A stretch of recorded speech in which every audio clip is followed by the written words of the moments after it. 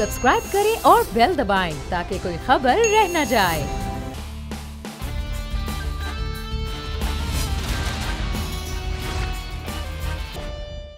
अस्सलामुअलैकुम। The special report with Mudassar Iqbal के साथ हाजिर खिदमत है। नाजरीन, पिछले 4 दिन पाकिस्तान में इंतहाई कोरोना के हवाले से खौफनाक और ख़तरनाक रहे हैं। मेरे पास जो डाटा है बड़ा ही होशरुबा किस्म का है कि सिर्फ 4 दिनों के हवाले से अगर हम बात करें तो गुज़श्ते 4 दिनों में 200 अफराद ज़िंदगी की बाजी हार गए हैं। 21 और 24 नवंबर 2 दिनों में 59 अफराद अपनी जान से हाथ धो बैठे सिर्फ कोरोना वायरस से मुतालिक, और 4 रोज़ में ही 11,384 अफराद इस मूजी मरज़ में मुब्तला हुए हैं। ये सिर्फ डाटा 4 दिन का है। अगर 4 दिन में ये सूरत हाल इस नहज पर पहुंच चुकी है और इसमें तेज़ी आ रही है तो फिर अगले आने वाले दिनों में खुदा न खास्ता ये 4 रोज़ में 11,000 की बजाय 21,000 तक भी सूरत हाल जा सकती है। लेकिन एक जानिब जो SOPs हैं उसके पर अमल नहीं किया जा रहा, एक तरफ सियासी एक्टिविटीज़ चल रही हैं, कारोबारी मामला चल रहे हैं। आज आखिरी दिन तालीमी इदारों का था कि आज बंद हुए, कल से मुकम्मल तौर पर तालीमी इदारे भी बंद होंगे, मार्केट्स खुली हुई नज़र आ रही हैं।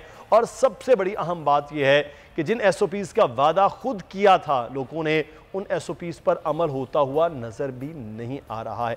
अगले आने वाले दिनों में क्या सूरत हाल हो सकती है, दूसरी लहर की, इस पर भी हम बात करेंगे। साथ ही साथ ये जो डाटा इस जानिब बढ़ा है इसकी वजूहात के हवाले से भी बात होगी आज।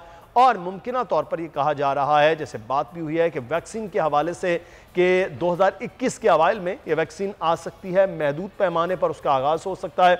WHO कह रहा है कि उसको तमाम जगहों पर मसावी तौर पर उसकी तकसीम भी मुमकिन बनाना वो उसकी कोशिश होगी, लेकिन जो बड़े ममालिक हैं उनकी भी बहरहाल ये इजारादारी होती है, इसका एक तरीक़ाकार है, उस पर भी हम बात करेंगे। लेकिन साथ ही साथ डाटा के हवाले से भी कि ये इतना क्यों बढ़ रहा है, और डाटा के हवाले से कि वाकई ये जो पहले ग्राफ नीचे आया और अब ऊपर चला गया, इसकी वजूहात क्या है, हम बात करेंगे। हमारे साथ डॉक्टर अद साहब मौजूद हैं, पाकिस्तान का बड़ा फ़ख्र हैं और साथ ही साथ कोरोना टास्क फोर्स के हवाले से हेड कर रहे हैं। डॉक्टर साहब बहुत शुक्रिया आपका, आपने हमें वक्त दिया।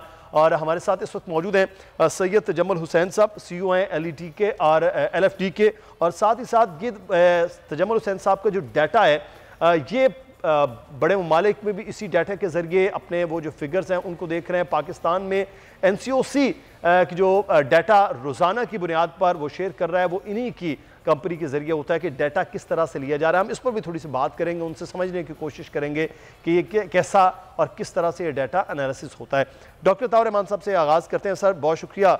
डॉक्टर साहब, ये हम तो मुझे याद है 2 माह पहले आपसे गुफ्तगू करते हुए बड़े हद तक ये इत्मीनान भी था कि पाकिस्तान में बहुत हद तक जो कोशिशें थीं और कुछ अल्लाह का करम था कि सूरत हाल बड़ी काबू में आ गई थी। हम ये देख रहे थे कि मजमूई तौर पर 5-5.5 हज़ार जो मरीज़ हैं वो रह गए थे और अमवात का सिलसिला रुक गया था, मरीज़ों की आने की तादाद कम हो गई थी। लेकिन अब अचानक जो है वो एंड ऑफ अक्टूबर और फिर नवंबर ये आहिस्ता आहिस्ता तेज़ी आना शुरू हुई। जो मैं अभी 4 दिन के डाटा दे रहा था, अभी अपने नाज़रीन के शेयर कर रहा था, वो बड़ा होशरुबा है। तो इसका मतलब है कि हम सेकेंड वेव में फर्स्ट वेव से भी ज़्यादा ख़तरनाक तरीके से दाखिल हो रहे हैं। बिस्मिल्लाहिर्रहमानिर्रहीम। जी, लगता तो यही है कि काफ़ी हद तक काबू पाने के बाद फिर ये दोबारा तेज़ी से बढ़ा है और बढ़ता जा रहा है।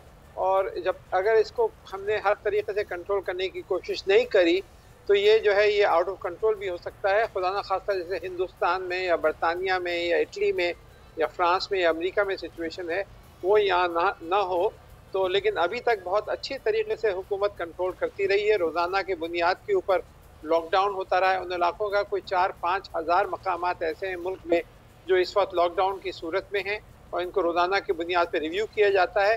लेकिन साथ के साथ ये वायरस म्यूटेट कर रहा है, अपनी शक्ल बदल रहा है।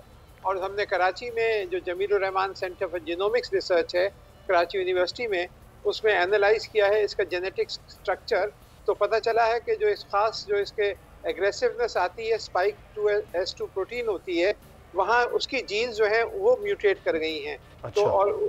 तो ये जो नई म्यूटेशंस हैं उसकी वजह से इसकी एग्रेसिवनेस, इसका फैलाव और अमवात जो है उसकी तादाद ज़्यादा हो रही है। तो 48 हमने सैम्पल एनालाइज किए हैं अलग अलग और पूरा इसका सीक्वेंस किया है जीनोम का। तो ये बहुत ही ख़तरनाक सिचुएशन है और हमें बहुत एहतियात करनी चाहिए क्योंकि अगले 5, 6, 8 महीने तक तो आपके पास वैक्सीन बड़े पैमाने पे अवेलेबल नहीं हो सकती। एक ही रास्ता है, कोई दवाई भी नहीं है इसकी, एक ही रास्ता है, वो ये एहतियात, एहतियात और एहतियात। तो डॉक्टर साहब ये कुछ सर्द मौसम का भी फ़र्क पड़ा है कि जो आपने एनालिसिस किया 48 सैंपल्स का, ये कहा जा रहा था कि जी सर्द मौसम होगा तो इसमें शिद्दत आ जाएगी वायरस में और ये ज़्यादा इसका फैलाव हो जाएगा, तो मौसम का भी कोई फ़र्क है? मौसम के बारे में कुछ कहा नहीं जा सकता, क्योंकि अभी तक कोई ऐसा डेटा नहीं है कि मौसम का इस पे असर पड़ता है। पहले ये ख्याल था कि गर्मी में ख़त्म हो जाएगा, लेकिन गर्मी में भी देखिए ये बढ़ता रहा बहुत से ममालिक में। ज़्यादा जो इसका इम्पैक्ट हो रहा है मेरे नज़रिए में वो है कि हमने एहतियात कम कर दी है, लोगों ने मिलना जुलना शुरू कर दिया है। आप अक्सर सड़कों पे जाएं तो बहुत से लोग बगैर मास्क के फिर रहे हैं। हवाई जहाज़ जो है पहले बीच में एक सीट खाली छोड़ते थे और साथ ट्रैवल होते थी, अब जो है सब भर के जा रहे हैं। तो हुकूमत को भी चाहिए कि सारी एयर ट्रैवल पे उसी तरह पाबंदियाँ लगा दे जिस तरह पहले थी, ताकि डिस्टेंसेस रहे।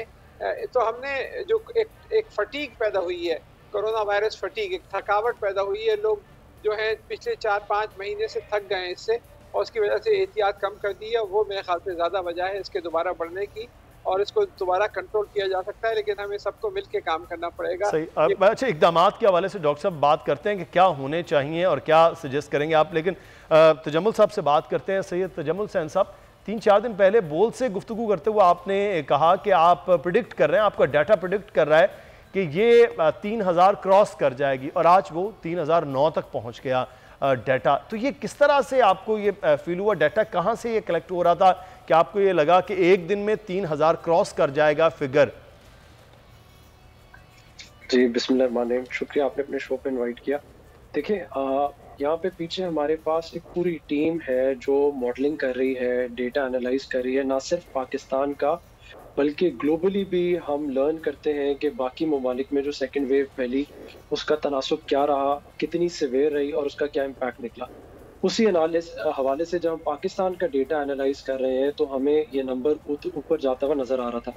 जैसा कि आपने कहा कि मैंने आप ही के बोल की ट्रांसमिशन में बताया था कि 25-26 नवंबर को हमें नज़र आता है कि हम 3000 का मार्क क्रॉस कर जाएंगे, और अभी भी जब हम डेटा को देख रहे हैं तो हमें नज़र आ रहा है कि केसेस के बाद अब नेक्स्ट वीक जो दिसंबर का पहला हफ्ता और दूसरा हफ्ता है, अल्लाह करे मैं गलत हूँ, लेकिन डेथ्स के हवाले से ऑब्वियसली वो एक साइकिल चलती है, तो डेथ्स के हवाले से भी पाकिस्तान के लिए नंबर बड़ा आ सकता है। डेली डेथ्स की मैं बात कर रहा हूँ, तो अल्लाह ताला पाकिस्तान को अपने हिफ्ज़-ओ-अमान में रखे। अल्लाह करे मेरी प्रोजेक्शंस गलत हो, लेकिन हमें नज़र आ रहा है, और ये सारी की सारी बात वहीं जाएगी कि हमें अपने SOPs कितने स्ट्रांगली अडॉप्ट करने की ज़रूरत है। तजम्मुल हुसैन साहब, ये अगला जो हफ्ता है, फिर इसका मतलब ये है कि अगले 3-4 दिनों में वो कहाँ तक हम ग्राफ को देख रहे हैं कि ये वहां तक पहुंच सकता है? देखिए जी, ये लैडर डाउन और लैडर अप की मेथडोलॉजी होती है। अभी तो हमारी पीक आई नहीं है सेकंड वेव की। अच्छा, पीक आई नहीं का मतलब ये है कि हमारा अभी कर्व ऊपर ही जाएगा, डेली नंबर ऑफ केसेस हमारे ऊपर ही जाते रहेंगे। अगर हम 26 नवंबर से स्कूल बंद कर रहे हैं तो स्कूल से जो केसेस जनरेट होते थे स्कूलों से, वो हमारे पास रिफ्लेक्ट होना शुरू होंगे 14 से 21 दिन बाद, यानी कि जो नीचे आना शुरू होंगे इसकी वजह से। तो अभी ये एक्सपेक्ट करना कि अगले 2 हफ्ते में नंबर कोई नीचे आएगा, ये गलत होगा डेटा के हिसाब से। सही। मैं डेटा के हिसाब से अगर आपको बताऊं तो अभी हम पीक की तरफ जा रहे हैं, तो यानी कि हमारा नंबर ऊपर ही जाएगा डेली बेसिस पे केसेस का। तो इसका मतलब है अभी तो पीक आप बता रहे हैं, तो फिर उसके बाद पीक है, फिर उसके बाद डिक्लाइन की बातें होंगी, तो फिर ये एक बड़ा लंबा मामला है। अच्छा डॉक्टर साहब से मैं, डॉक्टर साहब इस वक्त आप डाटा भी आपके सामने आ रहा है, जिस तरह तजम्मुल साहब बता रहे हैं कि अभी तो हम पीक की तरफ हैं, आप भी देख रहे हैं डाटास को, तो अगर ये सूरत हाल वैसी रही, क्योंकि मार्केट्स खुली हैं, एक्टिविटीज़ खुली हैं, सब उसी तरह से चीज़ें चल रही हैं जो एक नॉर्मल है, थोड़ा सा उसमें सख्ती करने की कोशिश है, वो भी दिखावे के लिए ज़्यादा है, प्रैक्टिकली कम है। जैसे पिछली पहली वेव में प्रैक्टिकली भी सख्ती थी, नज़र आ रहा था, मामलात, लोग भी SOPs पर अमल कर रहे थे। अब मसला ये कि अब फौरी तौर पर क्या इक़दामात हों कि इन चीज़ों को सबको कम अज़ कम जो फैल रहा है उसको यहीं पर रोका जा सके। जिस तरह तजम्मुल साहब बता रहे हैं कि अभी राइज़ करेगा, तो राइज़ करने से पहले उसकी जो इंटेंसिटी है उसको रोका जा सके। जी, सबसे पहले तो मेरे ख्याल से इनको पूरे मुल्क में दफ़ा 144 नाफिज कर देनी चाहिए, ताकि जो जलसे जुलूस ये सब जो है इस पर सख्ती से पाबंद। ये एक आम अफवाह फैल रहे हैं कि ओपन ग्राउंड्स के अंदर अगर लोग मिलें तो नहीं फैलता, ये बिल्कुल गलत है। आपने देखा कि ट्रंप साहब ने रोज़ गार्डन में दावत की थी और कितने लोगों को कोरोना हो गया था, वो भी ओपन ग्राउंड ही था। तो एक तो दफ़ा 144 करके ये कंट्रोल करें कि जल्द से जुलूस ना हो। दूसरे जो है ये हवाई जहाज़ों के अंदर पाबंदी लगाएं कि एक सीट खाली छोड़ें, चाहे 30% उसमें किराया बढ़ाना पड़े, लेकिन एक सीट खाली करके सफ़र करें। तीसरे इनको ये चाहिए कि फ़ाइन्स लगाना शुरू करें, चाहे वो सिंबॉलिक हो, हर एक के ऊपर तो फ़ाइन नहीं कर सकते, लेकिन रोज़ाना बड़े शहरों में सड़कों पर अगर लोगों को देखे और उनको इमीडिएटली उनके ऊपर फ़ाइन, कुछ लोगों को सिंबॉलिकली भी फ़ाइन दें, इनके ऊपर जुर्माने लगाएं, तो उससे भी फ़र्क पड़ सकता है। चौथे मेरे ख्याल से करेंसी नोट्स बहुत से पुराने हैं और ये वायरस जो है ये नोटों को हर एक कोई हाथ लगाता है, तो उसकी वजह से भी ये फैल सकता है। तो नोट्स जो हैं वो सारे नए इशू करें और पुराने नोट्स जो हैं उसको ख़त्म करें, और जो लोग नोट्स को हाथ लगाएं वो फ़ौरन हाथ को साफ किया करें। पांचवें मेरे ख्याल से लोग जो हैं जब घर आते हैं तो वो जूता बाहर उतार के आएँ, क्योंकि उसके साथ भी वायरसेस अंदर आ जाते हैं। और फिर जो है बच्चे जो हैं जो आ रहे हैं, स्कूल से वापस आ रहे हैं या कॉलेजेस से वापस आ रहे हैं, उनको अपने से दूर रखें और घर में भी बच्चे जो हैं मास्क पहने और अफराद मास्क पहने और एक दूसरे के पास घर में भी एहतियात रखें, और ख़ास तौर पे जो बड़े बूढ़े हैं उनसे एहतियात रखें, क्योंकि वो सबसे ज़्यादा ससेप्टेबल होते हैं। और फिर वो जो नॉर्मल SOPs हैं कि आपके हाथ धोना बार बार और साफ़ करना हाथ, इन चीज़ों पे तो अमल दरामद करना ही पड़ेगा। तो हमें इन सब चीज़ों पर सख्तियों से अमल करना पड़ेगा, जब जाके ये दोबारा कंट्रोल होगा। और हो सकता है, हमने पहले किया है, दोबारा भी कर सकते हैं, लेकिन इसमें ऑपोजिशन और गवर्नमेंट को सियासत एक तरफ कर देनी चाहिए और मिलजुल के एज अ नेशन इसके खिलाफ लड़ना चाहिए, तब इंशाल्लाह हम कामयाब होंगे। ये भी मामला रहा है कि पहले जितनी सख्ती के साथ लोगों ने अमल किया, अब इस बात को तस्लीम भी करना। डॉक्टर साहब आपसे बात करते हैं कि हम लोग तो वो लोग हैं जिन्होंने आज तक पोलियो की वैक्सीन पीने पे भी बड़े मसाइल खड़े किए हैं, अब ये इसकी वैक्सीनेशन होगी तो भी फिर ये मामला है, अभी तक लोग इसको तस्लीम भी नहीं कर रहे। मैं इस पर भी बात करता हूँ, लेकिन उससे पहले तजम्मुल साहब एक चीज़ थोड़ा सा मैं जानना चाहूँगा, जिस तरह से आप NCOC की मदद करते हैं ये तमाम डाटा के हवाले से, क्या पूरी दुनिया में भी यही तरीक़ाकार एक डाटा कलेक्ट करने का? वहाँ क्या हो रहा है? अगर यूरोप की बात करते हैं, अमेरिका की बात करते हैं, इंडिया बहुत तेज़ी के साथ वहाँ पर फैल रहा है, क्या तरीक़ाकार होता है डाटा इस तरह इकट्ठा करने में? जी, इसमें होता ये कि बहुत से ममालिक में जब ये काम हो रहा है डेटा साइंस की मदद से, तो वहाँ पे उनका अपना डेटा स्टडी किया जाता है, पेशेंट लेवल तक का डेटा, और ये देखा जाता है बीमारी कैसे मुल्क के अंदर फैल रही है। हम लोग जो काम ये कर रहे हैं इसके अंदर हमने एक एडिशनल लेयर, जैसे आप कहते हैं प्रिकॉशन का, वो हमने ये लिया है कि पाकिस्तान के अलावा हम पूरी दुनिया का डेटा पिछले 270 दिन से स्टडी कर रहे हैं डेली बेसिस पे, ताकि हमें पता चल सके कि बीमारी किस तरह बढ़ रही है और किस रीजन में इसका क्या इम्पैक्ट आ रहा है। तो जिस तरह व्यूअर्स के लिए जानना बहुत ज़रूरी होगा, मेजॉरिटी दुनिया में सेकेंड वेव पहली वेव से ज़्यादा बड़ी आई है और बेल्जियम जैसे ममालिक में 12 गुना बड़ी आई है। तो ये जानना बड़ा ज़रूरी है कि इस वेव को कहीं से भी लाइटली नहीं लेना चाहिए। फियरलेस हो के, इग्नोरेंट हो के अगर हम ये सोच रहे हैं कि हम इस तरह गुजार लेंगे वेव को, तो बिल्कुल गलत है। इस तरह नहीं होना चाहिए और हमें बहुत ख्याल रखने की ज़रूरत है, क्योंकि पूरी दुनिया में हमें नज़र आ रहा है कि सेकेंड वेव पहली वेव से बढ़ी रही है, मेजॉरिटी में बढ़ी रही है। अच्छा भाई तजम्मुल साहब, जो डाटा आपका है इसमें कोई इस तरह भी एनालिसिस हो सकता है कि पाकिस्तान में जिस तरह से डॉक्टर साहब फरमा रहे हैं कि बाहर का जो है बहुत ज़्यादा सफ़र हो गया, फिर बाहर से इंटरनेशनल फ़्लाइट आना जाना, जिस तरह से चीज़ें चल रही हैं पाकिस्तान में, जो डोमेस्टिक है फ़्लाइट्स का भी, बाकी इवन ये रेल और बसेस के ज़रिए वो बड़ा सफ़र हुआ, तो उसमें भी तेज़ी आ रही है, तो क्या ये फैलाव की भी एक बड़ी वजह हो रही है? आप डॉक्टर साहब ने बिल्कुल सही फरमाया, बिल्कुल बहुत बड़ी वजह है।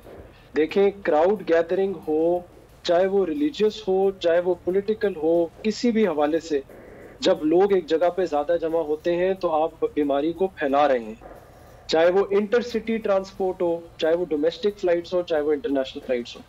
तो ये तो हमारी जिम्मेदारी है कि हम बीमारी को फैलने से रोकें, SOPs अडॉप्ट करें, वरना गवर्नमेंट के पास ऑप्शंस कम रह जाती हैं।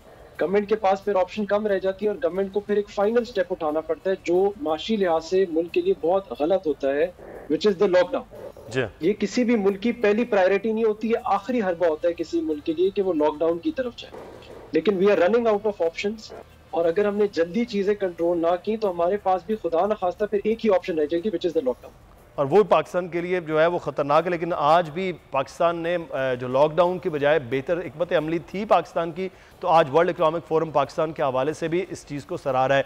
लेकिन डॉक्टर साहब, मैं आपसे सर सवाल एक बड़ा अहम है, रैपिड टेस्टिंग के हवाले से हार्वर्ड के डॉक्टर डैनियल जो उनकी तजवीज़ थी कि रैपिड टेस्ट होने चाहिए, उसके रिजल्ट्स तो बहुत ज़्यादा बेहतर नहीं हैं, लेकिन कम अज़ कम उस रैपिड टेस्टिंग से मालूम हो रहा होता है कि जल्दी कि किस में मरज़ है, और उसके बाद एहतियात का भी जल्दी शुरू हो जाता है मामलात, और कम वक्त में ज़्यादा टेस्ट भी हो जाते हैं। डाउ यूनिवर्सिटी में गुज़श्ता रोज़ भी खबर आई कि वहाँ पर भी रैपिड टेस्टिंग के लिए जो मामलात है उसका बाकायदा तौर पर आगाज़ हो रहा है, वहाँ पर भी तजुर्बा कामयाब हो गया, फ़ीस भी उसकी बड़ी कम है। तो आप समझते हैं कि इस तरह टेस्टिंग के ज़रिए हम कम अज़ कम उस टेस्ट के हदफ को भी पूरा कर लें और तेज़ी के साथ जो फैल रहा है मामलात उसको भी कंट्रोल किया जा सकता है। आपकी क्या तजवीज़ है सर रैपिड टेस्टिंग के मुतालिक? देखें, दो किस्म की टेस्टिंग होती है। एक तो कोरोना वायरस की टेस्टिंग है कि कोई आदमी मुब्तला हो गया है और वो जो है अब उससे इन्फेक्शन फैल सकता है नहीं, या उसके यानी कि कोरोना वायरस उसके अंदर मौजूद है या नहीं। ये जो है ये तो PCR बेस्ड टेस्टिंग होती है, जो पॉलीमरेज चेन रिएक्शन एक खास इक्विपमेंट होती है जिसके जरिए टेस्ट किया जाता है। दूसरी जो रैपिड टेस्टिंग है वो एक्चुअली एंटीबॉडीज की टेस्टिंग होती है। जिस आदमी को हो चुका है कोरोना वायरस और फिर उसके जिस्म के अंदर एंटीबॉडीज डेवलप हो गए हैं, उसमें डेवलप होने में 5 से 10 रोज़ लगते हैं। जब ये इतने ज़्यादा हो जाते हैं कि वो टेस्ट में आ जाएं, तो उसके बाद फिर वो उसके जिस्म के अंदर ये टेस्ट कर सकते हैं कि ये जो है ये इसमें हो चुका है, तो ये रैपिड टेस्टिंग होती है। तो ये जो है तो दोनों चीज़ों की अपनी अफादियत है। रैपिड टेस्टिंग जो है, जो एंटीबॉडी जो टेस्टिंग है, इसके बारे में भी काफ़ी रिसर्च हो रही है कि वायरस की भी रैपिड टेस्टिंग हो जाए, और बहुत सी कंपनीज ने इसको लाने की कोशिश कर रहे हैं, लेकिन अभी तक कोई मेथड अभी PCR को रिप्लेस नहीं किया। PCR के मेथड जो वायरस टेस्टिंग का है उसमें मसला ये है कि उसमें 25 से 30% फॉल्स नेगेटिव आते हैं, यानी कि लोगों को एक्चुअली बीमारी होती है लेकिन वो डिटेक्ट नहीं होती। इस वजह से 2 दफ़ा लोग कहते हैं कि बहुत सी दफ़ा 2 दफ़ा टेस्ट कराएं, ताकि अगर दोनों दफ़ा पॉजिटिव आए तो वाकई पॉजिटिव है। तो जो रैपिड टेस्टिंग है अक्सर वो एंटीबॉडी टेस्टिंग है, उसकी अपनी अफादियत है, लेकिन वो जो है वो जनरली हमें पॉपुलेशन पे करनी चाहिए ताकि हमें पता चले कि कितने लोग इसमें मुब्तला हो चुके हैं, और वो आसान होती है, सस्ती होती है और जल्दी हो जाती है, उसमें कोई मसला नहीं होता। PCR जो है वो बहुत महंगा टेस्ट पड़ता है, क्योंकि इक्विपमेंट इसकी 40-50 लाख की आती है, और फिर इसकी किट्स भी 4-5 हज़ार रुपए की होती हैं, किट्स जो इस्तेमाल होती है इसके लिए। तो इस वजह से ये महंगा टेस्ट होता है, जबकि PCR जो एंटीबॉडी टेस्टिंग है वो बहुत सस्ती है। मसला वैक्सीन जो डेवलप हो रही हैं इस वक्त, हमें उनका पता नहीं है कि वो कितने दिन तक उनकी अफादियत रहती है। ये तो पता है कि साहब 90% 95% में आपको प्रोटेक्ट कर रही है, लेकिन ये डेटा अभी कहीं से नहीं आया कि कितने अरसे तक प्रोटेक्ट कर रही है। क्या आपको 3 या 4 महीने बाद दोबारा वैक्सीन लगवानी पड़ेगी, या 1 साल आपको प्रोटेक्ट करेगी, या 2 साल प्रोटेक्ट करेगी? तो एक बड़ा सवाल ये है। दूसरा बड़ा सवाल ये है कि ये म्यूटेट कर रहा है, वायरस अपनी शक्ल बदल रहा है। तो जब तक ये वैक्सीन आती है 6-8 महीने बाद जब वैक्सीन अवेलेबल होती हैं, तो वायरस ने क्या शक्ल इख्तियार की होगी, और ये वैक्सीन उसके लिए भी इफेक्टिव होगी या नहीं, ये दूसरा बड़ा सवालिया निशान है। और फिर ये कि तीसरे कुछ वैक्सीन ऐसी डेवलप हो रही हैं जो पाकिस्तान के लिए बेकार हैं, क्योंकि उनको -80 डिग्रीज पे रखना पड़ता है, जैसे फाइजर की वैक्सीन है।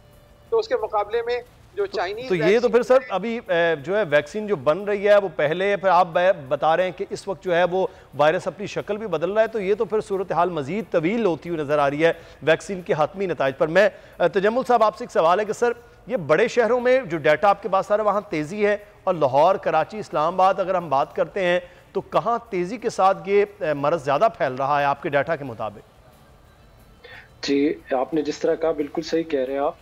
एपिसेंटर डिजीज का पहली वेव में भी हमारे पास लाहौर, कराची, इस्लामाबाद ज़्यादा रहा था। इसी तरह हमारे पास पेशावर रहा था, पेशावर में केसेस ज़्यादा आ रहे थे। अभी भी जो मेन सिटीज़ हैं वो टारगेट है। अल्लाह करे ये हमारे रूरल एरियाज तक ना जाए बीमारी और यही रहे, लेकिन खदशात यही है कि अगर हमारी इंटर सिटी ट्रांसपोर्ट रही, और जिस तरह आजकल एक जलसों का एक रिवाज चल रहा है पॉलिटिकल रिलीजियस, ये बड़ी खतरनाक बात है। इससे जो है बीमारी आगे भी बढ़ सकती है। अल्लाह करे ऐसे ना हो, लेकिन आप बिल्कुल ठीक तरफ इशारा कर रहे हैं कि बड़े शहरों में और गैदरिंग और इंटरसिटी ट्रांसपोर्ट, ये तमाम तर चीज़ें हैं जिन्हें रोकना पड़ेगा, वरना खुदा न खास्ता ये सूरत हाल आगे जा सकती है। बहुत शुक्रिया सैयद तजम्मुल हुसैन साहब और डॉक्टर अताउर रहमान साहब, आपका भी बहुत शुक्रिया। यहाँ पर नाज़रीन ब्रेक लेना है, ब्रेक के बाद वापस आएंगे, मजीद मौज़ूआत के हवाले से बात होगी, हमारे साथ रहिएगा।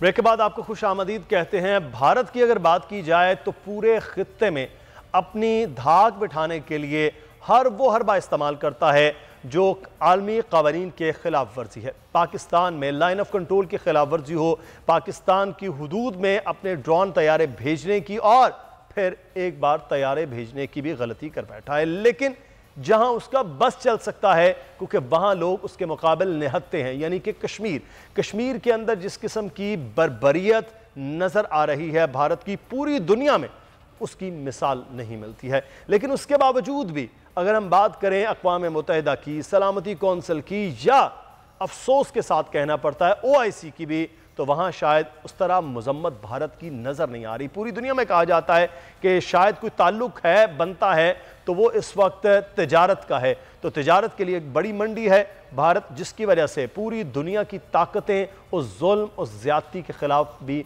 खामोश नजर आती है। लेकिन पाकिस्तान का हमेशा से जो स्टांस कश्मीर के हवाले से 73 साल पहले रहा है, बानिया पाकिस्तान कायद आज़म मोहम्मद अली जिन्नाह के इरशादात और फरमुदात के मुताबिक आज भी वही है। कहीं ना कहीं कमी कोताही ज़रूर है कि उसमें तेज़ी ना हो, लेकिन पाकिस्तान ने आज भी अक़वाम मुत्तहिदा में जो मुस्तकिल मंदूब है मुनीर अकरम, उन्होंने डोजियर पेश किया है अक़वाम मुत्तहिदा के सेक्रेटरी जनरल अंतोनियो गुतरेस को, और भारत के हवाले से जो इलाकाई दहशतगर्दी और कश्मीर की सूरत हाल से मुतल्लिक है उसके बारे में आगाह किया गया। वहाँ से भी ये तसल्ली और तशफ़ी पिछले तकरीबन 70-72 साल से दी जा रही है कि वो इसको देखेंगे, बात करेंगे। अक़वाम मुत्तहिदा की करारदादों के मुताबिक कश्मीर का मसला तस्फिया तलब जो है उसको हल नहीं किया गया। हट दर्मी हमेशा से भारत की जानिब से बरकरार रहती है। हम बात करेंगे, इस वक्त हमारे साथ मौजूद हैं सीनियर दिफाई तजज़ियाकार ब्रिगेडियर रिटायर्ड हारिस नवाज साहब। बहुत शुक्रिया ब्रिगेडियर साहब आपके वक्त का। सर, भारत की बात की जाए तो वैसे तो क्या बात की जाए कि एक दहशतगर्द मुल्क बन चुका है। पहले दहशतगर्द हुकूमतें थी, अब तो पूरा दहशतगर्द मुल्क, क्योंकि वहाँ पर आने वाली जो जमात है उसके कारिंदे शायद सबसे ज़्यादा ताकतवर वहाँ कानून से, अदालत से, पुलिस से, फ़ौज से हो चुके हैं और उसी का वो चल रहा है। अब मामला ये है कि पाकिस्तान अक़वाम मुत्तहिदा में जा रहा है, बार बार बात कर रहे हैं, वज़ीर आज़म ने जाकर बात की है, अब ये डोजियर दिया गया है, लेकिन भारत के किस तरह से खिंचाई हो ऐसा मुमकिन नहीं हो पाता है, भारत पर पाबंदी हो ऐसा मुमकिन नहीं हो पाता है। उसके लिए बड़े बड़े ममालिक खित्ते के अंदर जो है वो साथ आ जाते हैं, फ्रांस होगा, अमेरिका होगा, इवन किसी हद तक बरतानिया में भी मामलात ये होते हैं। तो फिर क्या किया जाए सर? देखें, बात यह है कि हिस्ट्री ऑफ पाकिस्तान में फर्स्ट टाइम इतना फैक्ट्स एंड फिगर्स के साथ 2+2 के साथ डिटेल्स के साथ एक डोजियर तैयार किया गया।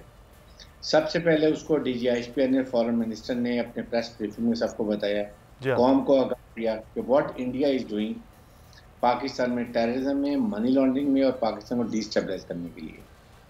फिर उसके बाद अब उन्होंने, फॉरेन मिनिस्टर ने ये डोजियर प्रॉपर तरीके से 5 परमानेंट मेंबर्स और 10 non permanent members United nation के, उनको इस्लामाबाद में ब्रीफिंग की। और अब ये डोजियर जो है वो जाहिर है कि मुनीर अकरम साहब ने वह यूनाइटेड नेशन के जनरल सेक्रेटरी को भी दे दिया है। लेकिन देखें, इससे आगे हमें स्टेप लेने की ज़रूरत है। साथ ही साथ फॉरेन मिनिस्टर को खुद जाना चाहिए, मेरे ख्याल में तमाम 5 परमानेंट मेंबर्स और जो 10 नॉन परमानेंट मेंबर्स हैं उनके फॉरेन मिनिस्टर से मिलें। जो आप पर्सनल एक इन टच के साथ जाके पर्सनल ब्रीफिंग देते हैं उससे बड़ा इफेक्ट होता है। सही के कश्मीरियों का क्या हाल है, पाकिस्तान को इससे क्या इफेक्ट हो रहा है, किस तरह इंडिया पाकिस्तान में स्टेट टेररिज्म कर रहा है, कैसे इंडिया अफगानिस्तान के रास्ते नई 700 लोगों की एक तंजीम मलेशिया बना रहा है, फिर उसके बाद वहाँ बलूचिस्तान में अनरेस्ट क्रिएट कर रहा है, फिर किस तरीके से वो हर मौके पे पाकिस्तान को थ्रेट कर रहा है। ये बड़ी ख़तरनाक सिचुएशन है। हमें बताना चाहिए उनको कि इससे इस खत्ते में अगर लड़ाई हो जाती है तो ये इस खत्ते को कितनी आग की लपेट में आएगा और फिर दुनिया में इसकी आग कहाँ लपेट जाएगी, ये बताने की ज़रूरत है। जब तक आप मुल्क से जाएंगे नहीं, जाके पर्सनली मिलेंगे, वो बात हमारी नहीं बनेगी। साथ ही साथ OIC का इजलास अगेन पाकिस्तान को चाहिए इन फैक्ट्स एंड फिगर के साथ दोबारा बुलाएं और उनको जाके बताया जाए जी कि हमारी ये प्रॉब्लम है, हम ये इस मुसलमानों का मसला, कश्मीरियों का मसला आपके पास लेकर आए हैं, आप इस पर फैसला करें ताकि अगर OIC की तरफ से कोई रेजोल्यूशन जाता है यूनाइटेड नेशन में, it has not of weightage. एक तो ये करने की ज़रूरत है। फिर उसके बाद इंडिया को भी वार्न करना चाहिए। देखें, ये जो एक 4 का टोला वहाँ है ना, ये बड़ा ख़तरनाक है। नरेंद्र मोदी, अमित शाह, राजनाथ सिंह, अजीत डोभाल, ये हिंदू इंतहा पसंद दहशत गर्दों का जो टोला है अखंड भारत वाला, ये बड़ा खतरनाक खेल खेल रहा है। हालांकि अल्टीमेटली यहाँ पर इंडिया को ही नुकसान होगा, इंडिया ही के हिस्से भी टूट जाएंगे। इंडिया पूरे खित्ते में आइसोलेट हो चुके हैं। अगर आप देखें तो चाइना से तो पाकिस्तान ताल्लुकात पहले ही ख़राब हैं। भूटान, नेपाल जो इनकी एक किस्म की कॉलोनी होते थे, उन्होंने भी इनके खिलाफ खड़े हो गए हैं। श्रीलंका को देख लें, बांग्ला देख लें, ईरान देख लें, सब ने इसको छोड़ दिया और ये पाकिस्तान को आइसोलेट करता करता खुद आइसोलेट हो गया।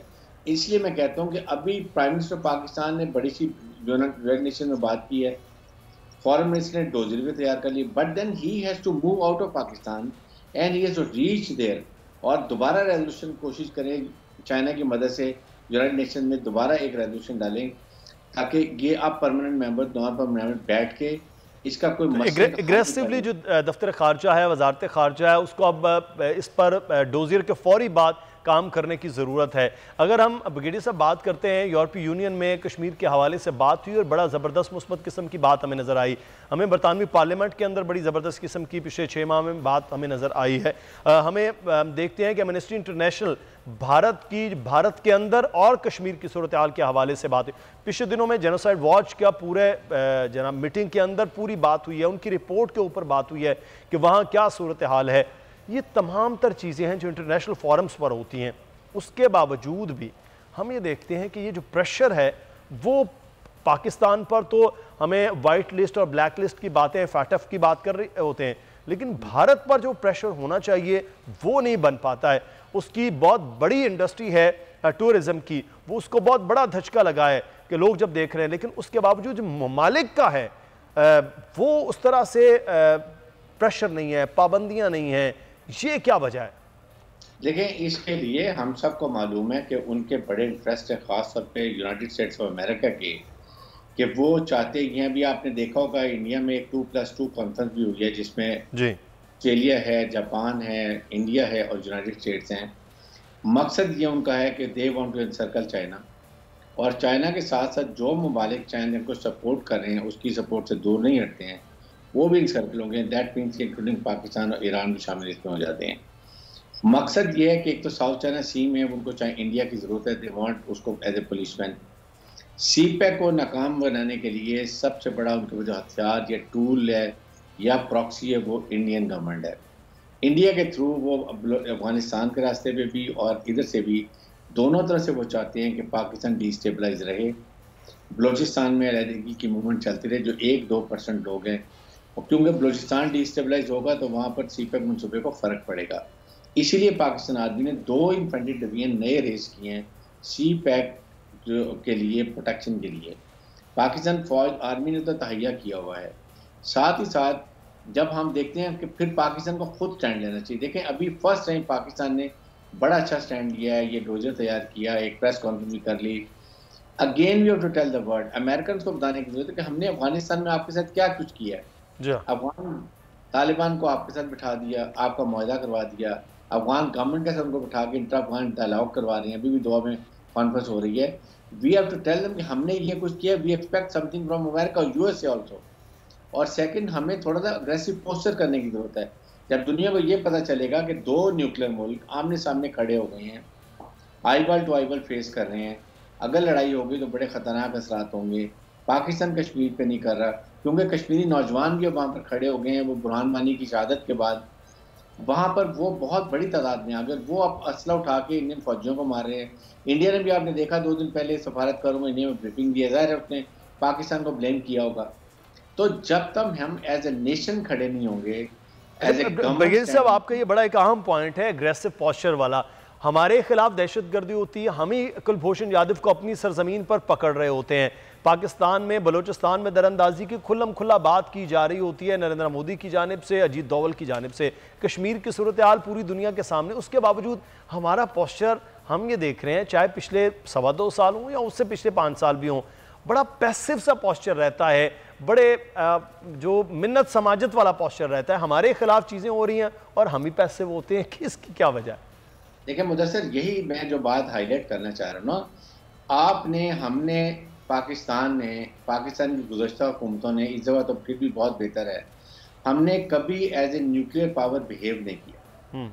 We have to tell the world that we are a 6th declared nuclear power या 7th। उसके साथ हमें जब ये दुनिया को पता चलेगा कि पाकिस्तान की फौज भी लड़ाका, बैटल हार्डन्ड, फुली ट्रेंड, 27 फरवरी को भी बता दिया, उससे पहले पूरे मुल्क से हमने दहशतगर्दी ख़त्म कर दी। जो काम 51 मुल्कों की कोलिशन फोर्सेस अफगानिस्तान में नहीं कर सके, हमने वो मुल्क से दहशतगर्दी ख़त्म कर दिया। अमेरिका भी वो लड़ाई कर रहा है। ये जब आप उनको बताएंगे तो फिर फ़र्क पड़ेगा। बिकॉज देखिए, हम एक इस्लामिक मुल्क हैं, हम एक न्यूक्लियर मुल्क हैं, हमारी जियो स्ट्रेटिक लोकेशन ऐसी है, कोई हमें इग्नोर नहीं कर सकता। हम चाहते हैं इकोनॉमिक तरक्की करेंगे तो दुनिया की आंखों में आंखें डाल के अपने मुल्की मफादात में फैसले करेंगे। ये वो नहीं चाहते, इसीलिए वो हमें चाहते हैं कि IMF वर्ल्ड बैंक के चुंगल में फंसे रहें, उनकी मर्जी के फैसले करते रहें, अपने अवाम को महंगाई में धकेल के रखें, उनकी खिलाफ का कोई काम ना करें और हमें ऑक्सीजन मिलती रहे। We have to take stand now कि हमने CPEC बनाना है, काम वाट में, लेकिन हमारी ऑपोजिशन जो है बिल्कुल सही है। पाकिस्तान को एग्रेसिवली जो है वो अपना पॉइंट ऑफ व्यू है और पाकिस्तान के लिए जो मफाद में है सबसे अहम, उसको सबसे पहले मुकद्दम रखना। बहुत शुक्रिया ब्रिगेडियर हारिस नवाज साहब हमारे साथ मौजूद थे। यहाँ पर हमें एक ब्रेक लेना है, ब्रेक के बाद वापस आएंगे, फिर बात करेंगे। पाकिस्तान की टीम न्यूजीलैंड पहुँच गई है लेकिन अभी करंतना में है, तो पाकिस्तान की तैयारियाँ कैसी हैं, पाकिस्तान क्रिकेट के हवाले से बात करेंगे ब्रेक के बाद।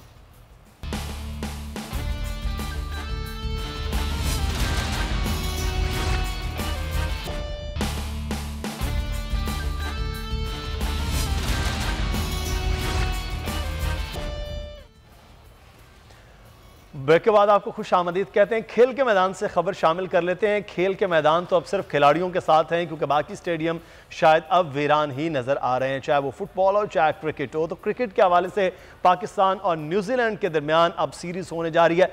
9 साल से पाकिस्तान को इंतज़ार है कि न्यूजीलैंड के खिलाफ टेस्ट सीरीज़ में फतह हासिल कर पाए, लेकिन ऐसा अभी तक मुमकिन नहीं हो पा रहा है। ख़ासतौर पर अगर हम बात करें तो कीवीज़ अपने मुल्क में मुख्तलिफ हरीफों के खिलाफ लगातार 6 सीरीज़ जीत चुके हैं। इस वक्त कीवीज़ अपनी ही सरजमीन पर सबसे ज़्यादा बेहतरीन परफॉर्म करते हुए नज़र भी आ रहे हैं। पाकिस्तान टीम की तैयारियां भी हैं, कुछ टीम नई पुरानी मिक्सअप टीम भी है। बाबर आजम के लिए भी इम्तहान है इस पूरी सीरीज़ में, और हम बात करेंगे इस वक्त टेस्ट के हवाले से भी। साथ साथ एजाज़ वसीम बाकरी हमारे स्पोर्ट्स रिपोर्टर हमारे साथ मौजूद है। एजाज़, बहुत शुक्रिया आपके वक्त का। ये पाकिस्तान की टीम तो वहाँ पहुँच गई है लेकिन करंतना है, उसके बाद जाके प्रैक्टिस और फिर सेशन और आगाज़ होगा। पाकिस्तान की टीम आप समझते हैं कि अब बैलेंस टीम वो जो न्यूजीलैंड के खिलाफ जो अपनी सरजमीन पर बेहतरीन परफॉर्म करती हुई पिछली 6-7 सीरीज से नज़र आ रही है, पाकिस्तान की टीम का मवाजना कैसा किया जा रहा है इस वक्त? देखिए मुदस्सिर, फ्रैंकली स्पीकिंग पाकिस्तान को T20 में एडवांटेज है और न्यूजीलैंड को टेस्ट में एडवांटेज है। न्यूजीलैंड अपने होम ग्राउंड्स पर टेस्ट मैचेस के अंदर बहुत मुश्किल हरीफ है और बाबर आजम की टीम को बहुत टफ टाइम मिलने वाला है टेस्ट मैचेस में। T20 में पाकिस्तान के पास हैदर अली हैं, वहाब रियाज हैं, इसके अलावा हमारी ओपनिंग स्लॉट भी अच्छी है, स्कोर करने वाली है, मिडिल ऑर्डर भी स्कोर करने वाले हैं। शाहीन शाह का बहुत बड़ा एडवांटेज है पाकिस्तान T20 में। लेकिन जो बॉक्सिंग डे टेस्ट 26 दिसंबर से शुरू होने जा रहे हैं 2 टेस्ट मैचेस, उसमें पाकिस्तान को डिसएडवांटेज होगा पाकिस्तान की बॉलिंग का। एक शाहीन अफरीदी के सर के ऊपर पाकिस्तान ने उस मैच में बॉलिंग करनी है, या फिर यासिर शाह। आपको पता है कि पिछली जो पाकिस्तान ने ऑस्ट्रेलिया में सीरीज खेली, वहां पर डेविड वार्नर ने ट्रिपल सेंचुरी स्कोर कर दी थी। वहाब रियाज और मोहम्मद आमिर का 29 साल या 27 साल की उम्र में टेस्ट क्रिकेट छोड़ देना पाकिस्तानी टीम के लिए बहुत नुकसानदेह है। और दूसरा जो डिसएडवांटेज चल रहा है बाबर आजम की टेस्ट टीम के, मोहम्मद अब्बास का पिछले 1-1.5 साल जो तवक्कुआत के मुताबिक परफॉर्म न करना है। फिर अजहर अली की भी कप्तानी वापस ले ली गई है, असद शफीक को पाकिस्तान ने ड्रॉप कर दिया। तो टेस्ट मैचेस थोड़े टफ होंगे, लेकिन T20 में न्यूजीलैंड के आपको पता है छोटे ग्राउंड है, बेसबॉल पुराने ग्राउंड को क्रिकेट से कन्वर्ट किया हुआ है, तो वहां 80 रन लगेंगे और फिर 100 रन बनेंगे भी सही। T20 बहुत दिलचस्प होने वाले हैं। लेकिन टेस्ट के हवाले से बात कीजिए, T20 में पाकिस्तान का पलड़ा वैसे भी भारी है न्यूजीलैंड के मुकाबले में। 2011 में मिसबाउल हक की क़यादत में जीते, 9 साल गुजर गए, फिर पाकिस्तान ने टेस्ट सीरीज़ नहीं जीती न्यूजीलैंड के खिलाफ। लेकिन एक चीज़ जो यहाँ पर है, पाकिस्तान की टेस्ट टीम ऐसी क्यों गई है न्यूजीलैंड के खिलाफ? क्या पाकिस्तान अब उस फेज़ में चल रहा है कि नई टेस्ट टीम तैयार की जाए, ख़ासतौर पर जब असद शफीक भी नहीं है, अजहर अली से कप्तानी ले ली गई है, पाकिस्तान के पास बॉलिंग अटैक जो पाकिस्तान का एक ज़्यादा मजबूत हिस्सा हो सकता है, उसमें भी नए बॉलर्स के साथ अब है। क्या ऐसी ही टीम के साथ जाना ही मकसूद था, यही बेस्ट अवेलेबिलिटी थी? देखिए 35 रुकनी स्क्वाड मिस बॉल आगे लेकर गए हैं, 18 रुकनी आप कौमी टीम को समझ लें, और जो बाकी लड़के हैं उनको पाकिस्तान ए टीम, जिसका आजकल पाकिस्तान शाहीन नाम रखा गया है, वो तमाम 35 रुकनी लड़कों को साथ लेकर गए हैं, ताकि वहां पर जैसे फखर जमान बुखार की वजह से बाहर हुए हैं तो उनकी रिप्लेसमेंट भी नहीं ली गई है। जहां तक आप ये कह रहे हैं कि इसी टीम के साथ जाना ही मकसूद था, तो मुदस्सिर ये रियलिटी है कि ये हमारा बेंचमार्क यही बैठे हुए हैं जो पाकिस्तानी टीम के साथ यही वो लड़के हैं, यही वो मोहम्मद अब्बास हैं जिनसे आप सबको कर सकते हैं। बाहर तो मोहम्मद आमिर और वहाब रियाज टेस्ट क्रिकेट से उन्होंने खुद छोड़ी है, बाकी तो ये पाकिस्तान की बेहतरीन लॉर्ड जो है वो ट्रैवल कर रही है। इसी बेहतरीन लॉर्ड ने इंग्लैंड के खिलाफ टेस्ट मैचेस के अंदर अच्छा परफॉर्म किया, गो के हम सीरीज 10-12 साल बाद पहली मरतबा इंग्लैंड में हार गए, लेकिन मोहम्मद अब्बास अगर चल पड़ते हैं, अगर वो जो पाकिस्तान को उन्होंने 2-3 साल तक बहुत एडवांटेज दिया, या फिर यासिर शाह, देखें अगर हम पास परफॉर्मेंस देखें तो यासिर शाह विकेटों की सेंचुरी मुकम्मल करोगे, अब्बास भी तेज तरीन वकार के बाद सेंचुरी मुकम्मल करने वाले हैं, शाहनवाज ऐसे पीक पे हैं, अपनी बॉलिंग कर रहे हैं वो ठीक। अगर हम पिछले 6 माह की या 1 साल की परफॉर्मेंस देख लें, लेकिन एजाज सऊदी की बात कर लें, ट्रेंट बोल्ट की बात कर लें, इनकी विकेटों की तादाद भी बड़ी और जो रफ्तार है वो बड़ी तेज़ इस वक्त चल रही है।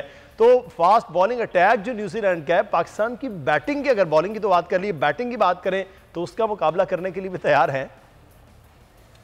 देखिए पाकिस्तान के बैट्समैनों की परफॉर्मेंस मुदस्सिर हम सभी जानते हैं कि हमेशा मिली जुली रही है। मुझे अब अजहर अली से ये तवक्कुआत है कि उनकी नाकिस परफॉर्मेंस की वजह से उनसे टेस्ट कप्तानी ले ली गई, लेकिन उन्होंने इंग्लैंड के आखिरी टेस्ट मैच में सेंचुरी स्कोर करके किसी हद तक अपने आप को बैलेंस करने की कोशिश की है। जहां तक कप्तान बाबर आजम है तो वो भी फॉर्म में है और वो हर मैच में स्कोर करते हैं। भी एक ऐसे बैट्समैन है जिन पे हम लोग मैंने कर सकते हैं, इमाम उल हक है, हारिस सुहेल को दोबारा से पाकिस्तानी टीम में मौका दिया गया है। सो बैटिंग परफॉर्मेंस में जो टीम लीडर है वो है अजहर अली और बाबर आजम, सही ये स्कोर कर गए तो पाकिस्तान बाकी टीम जो है वो न्यूजीलैंड के फास्ट बॉलिंग अटैक का मुकाबला फिर कर सकती है, लेकिन पाकिस्तान के बॉलिंग अटैक पे ऊपर बहरहाल सवालिया निशान जरूर है। बहुत शुक्रिया बाकरी हमारे साथ मौजूद है। पाकिस्तान की न्यूजीलैंड की सीरीज T20 बड़े दिलचस्प मुकाबले होंगे, लेकिन टेस्ट के लिए पाकिस्तान की टीम अभी तक उस लेवल में नहीं है, क्योंकि भारत भी हार चुका है, वहाँ पर वेस्ट इंडीज़ भी हार चुका है, श्रीलंका भी हार चुका है। तो पाकिस्तान कैसे मुकाबला करेगा ये अगले आने वाले दिनों में फिर देखते हैं। प्रोग्राम से मुदस्सिर इकबाल को इजाज़त दीजिए, कल फिर हाजिर होंगे कुछ नए मौज़ूआत के साथ। अल्लाह हाफ़िज़।